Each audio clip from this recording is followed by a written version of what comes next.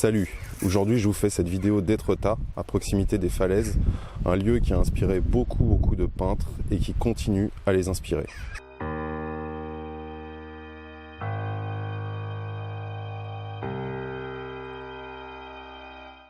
Justement, aujourd'hui je voulais vous parler d'inspiration et notamment de notions de plaisir dans le travail. Le plaisir et le travail sont deux notions systématiquement opposées ou quasi systématiquement. Le travail étant toujours valorisé dans notre société et le plaisir ayant une connotation péjorative, c'est-à-dire étant synonyme de paresse et d'oisiveté. Or, on sait très bien que dans les disciplines artistiques, c'est totalement faux, puisque plus on a de plaisir dans ce qu'on fait, plus ça stimule notre créativité et ça nous permet de réussir les choses. On pense, à mon sens, à tort, que le seul levier de progression dans une discipline artistique est le travail. Or, ce n'est pas systématique. Si vous vous forcez à travailler quand vous n'avez pas d'inspiration ou tout simplement pas envie, ça entraînera en général des choses, vous pouvez avoir des surprises, mais ça entraînera des choses qui ne seront pas extraordinaires sur le plan créatif. C'est pour ça que beaucoup de peintres et d'artistes attendent le fameux moment où ils vont être inspirés, où ils auront envie de faire quelque chose pour pouvoir commencer à entrer en peinture ou à commencer à dessiner. Donc il ne sert à rien de forcer les choses si vous n'avez pas envie de les faire, surtout si effectivement vous pratiquez ça en loisir. La productivité sur le plan artistique, même si vous devez répondre à des commandes, est très difficile. C'est une notion qui est quand même reste très vague, parce qu'un jour, même si vous avez quelque chose à rendre et vous devez rendre quelque chose, vous n'aurez pas la même créativité peut-être que le lendemain et vous accomplirez quelque chose qui est plus ou moins bon. Pourquoi ? Parce que dans une discipline comme le dessin ou la peinture, on n'accomplit pas des tâches répétitives. Le travail de bureau, sans aucune connotation péjorative encore une fois, peut être quelque chose amené à des tâches répétitives. Par exemple, si vous faites de la comptabilité, vous aurez souvent les mêmes logiciels à utiliser et les mêmes tâches à exécuter sur le plan des calculs. En création, en peinture, par exemple, c'est l'inverse. Même si des mélanges vont être similaires, vous allez poursuivre un tableau, vous ne mettrez jamais les mêmes touches au même endroit, etc. Donc l'opposition du travail et du plaisir est totalement inutile vu que ce sont deux notions hyper complémentaires. Donc si vous n'avez pas d'inspiration, si vous n'avez pas l'envie de travailler, sortez. Alors si vous n'avez pas l'occasion de voyager, là vous voyez, je suis dans un endroit hyper inspirant et même magnifique. Là je suis devant un lever de soleil.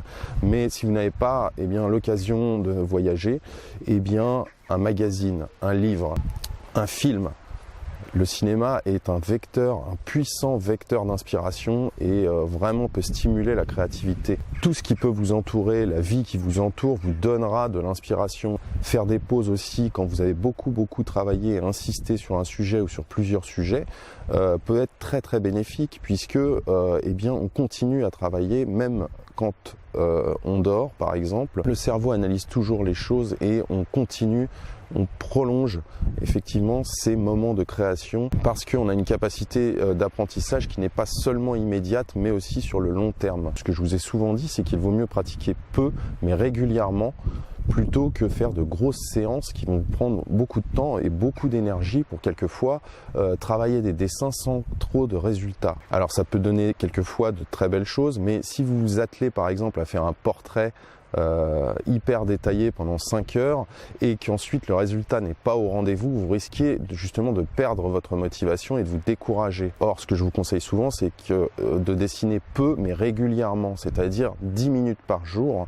sur un coin de table peuvent être extrêmement bénéfiques si vous le faites ultra régulièrement. La répétition aussi entraîne quelquefois des automatismes, permettent de les casser parce que vous vous sentez beaucoup plus libre, vous n'avez pas la pression de faire un sujet hyper abouti et vous pouvez vous lâcher davantage. Ensuite, une fois que vous avez fait ces séances courtes, vous pouvez de temps en temps effectivement casser le rythme en faisant quelque chose de beaucoup plus long. Mais le croquis vous permettra d'avoir eu énormément d'idées, énormément d'inspiration effectivement et de trouver des choses sur le plan créatif que vous n'auriez peut-être pas trouvé si vous aviez passé des heures et des heures devant un sujet déjà établi. Trouvez aussi des activités annexes qui vont nourrir justement votre activité principale. Le fait de pratiquer d'autres disciplines que le dessin et la peinture vont être hyper stimulants pour votre créativité. Par exemple, si vous pratiquez la photo avec un smartphone, un simple smartphone, ça va vous aider aussi à progresser dans la composition, dans le cadrage et ce qui va énormément vous aider pour le dessin par exemple. Vous pouvez analyser à partir de là tout ce qui est lumière, etc. etc. J'avais déjà écrit un article il y a longtemps sur le sujet en complément de cette vidéo. Si vous voulez la voir, il se trouve juste en bas, vous avez le lien juste en bas dans la description.